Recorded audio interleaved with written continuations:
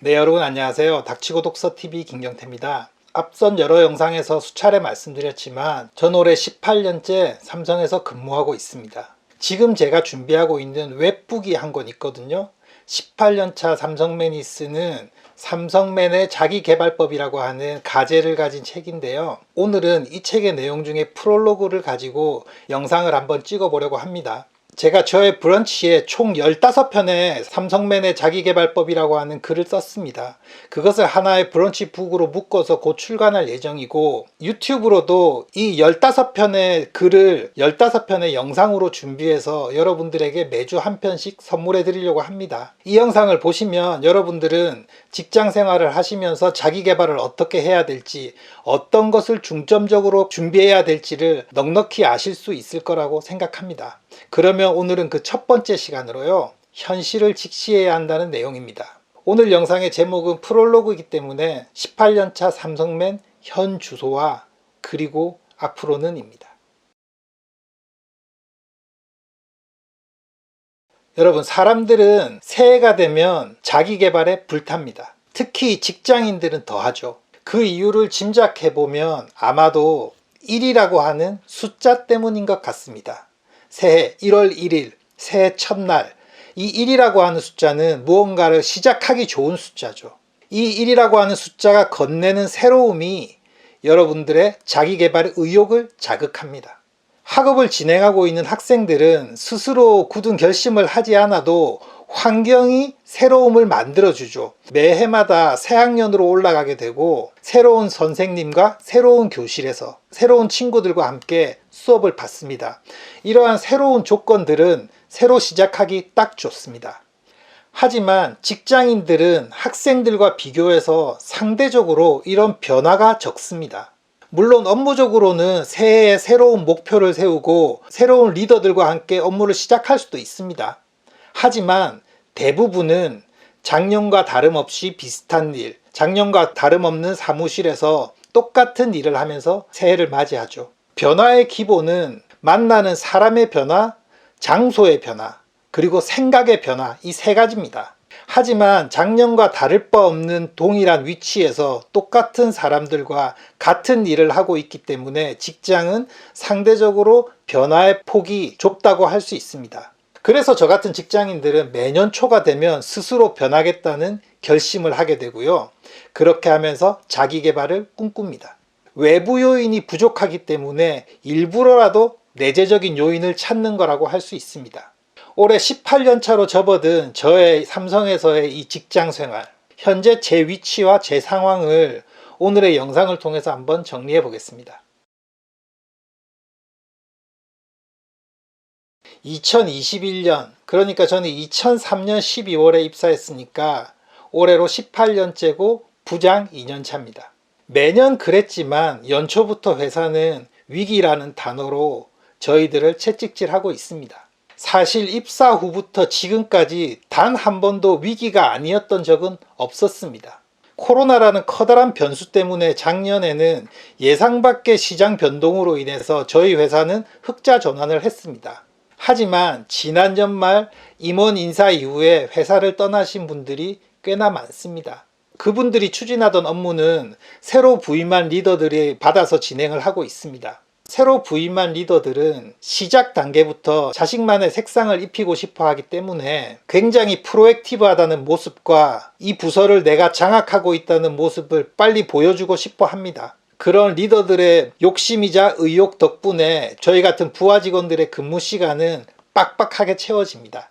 리더들은 이미 인정받아서 지위와 명성을 얻은 사람들이지만 저희 같은 서포터들은 몇 년 뒤에 리더가 승진하거나 자리를 떠난 뒤에 그 자리를 넘봐야 하기 때문에 실력을 과시해야 하고 경쟁자들보다 도드라져 보이기 위해서 열심히 노력해야 합니다.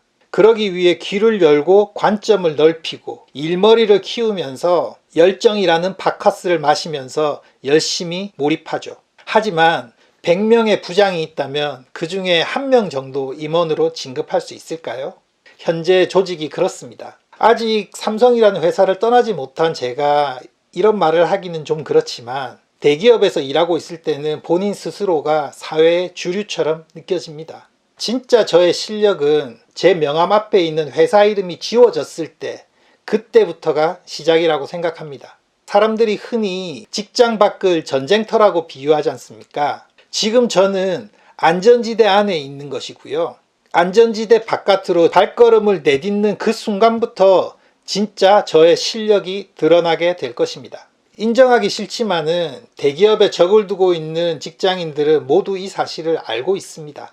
부서 선배들 10명이 퇴직을 하면 그중 5명이나 6명은 곧바로 재취업을 합니다. 몇 달 뒤에 그들을 만나보면 그래도 삼성 있을 때가 제일 좋았다. 그래도 삼성은 합리적이잖아. 이런 얘기를 합니다.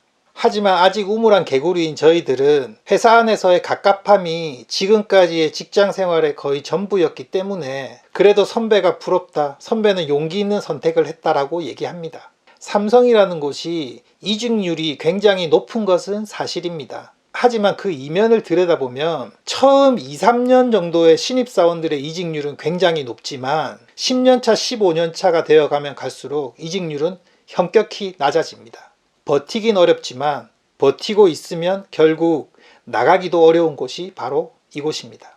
회사를 퇴직하고 새로운 일자리를 갖지 못한 선배님들도 많이 봤습니다. 이 삼성맨이라고 하는 존재는 능력 있고 스마트한 직장인의 또 다른 말이기 때문에 퇴직을 결심할 때 이미 준비가 되어 있을 거라고 많이 생각합니다. 하지만 실상은 그렇지 못합니다. 시작부터 대학교나 개인사업 그 외에 다른 일을 준비하고 있는 사람은 10명 중에 겨우 1명 아니면 2명 정도입니다. 제가 잘못 알고 있는 것이라면 어쩌면 이렇게 준비한 사람들은 소리 소문 없이 나가버리기 때문에 제가 모르고 있는 것일 수도 있습니다. 하지만 준비 없이 의욕이 앞서서 회사를 떠나신 분들을 만나보면 미쳐라는 말로 자신의 준비 부족을 탓하곤 했습니다. 그들의 삶은 예상보다 많이 힘들고 어려워 보였습니다. 처음 몇 달은 전화도 자주 오고 술자리도 가지고 했었거든요. 그런데 그들이 새로운 자리에 뿌리를 잘 내리지 못하면 연락도 점점 뜸해졌습니다. 즐겨찾기에 되어 있던 휴대폰 전화번호를 어느 날 문득 쳐다보다가 그들의 번호를 누른 지가 너무 오래되었다는 것을 느꼈던 그런 순간들이 많거든요. 하지만 저는 또 용기가 없어서 막상 전화번호를 눌러서 그들의 안부를 묻지도 못했습니다. 네, 그렇습니다. 앞서 말씀드렸던 이런 것이 바로 우리 보통 직장인들의 삶입니다. 점점 달궈지고 있는 냄비 속에서 유유히 헤엄치고 있는 개구리 같은 삶이죠. 너무 비약인가요? 지금부터라도 시작하면 바꿀 수 있다는 것은 누구나 다 알고 있습니다. 당장 준비를 해야 한다는 것도 다들 알고 있으실 겁니다. 하지만 현실 속에서 하루는 팍팍하고 지금 이 순간은 항상 버겁기만 합니다. 항상 오늘은 결심하는 날이고 시작은 내일부터죠. 그래서 준비라고 하는 단어에는 잡히지 않는 미래가 숨어 있는가 봅니다.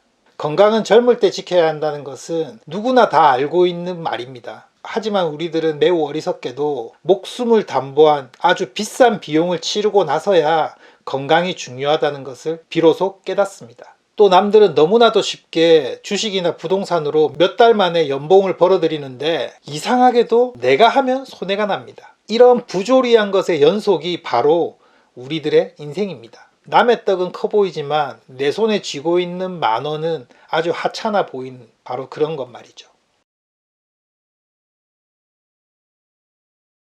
이번 삼성맨의 자기계발법이라고 하는 이 컨텐츠의 연재를 통해서 저는 여러분들에게 평범한 직장인이 어떻게 자기계발을 준비하고 시도하고 실행해 나갈 수 있는 그 방법에 대한 이야기를 앞으로 진행할 것입니다.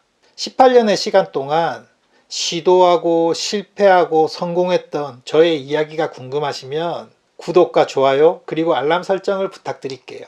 그러면 다음 시간에는 어떻게 자기 개발을 시작해야 하는지에 대한 이야기를 해보도록 하겠습니다. 시청해 주셔서 감사하고 현재를 살아가는 평범한 직장인들에게 조금이나마 도움이 되었으면 좋겠습니다. 고맙습니다.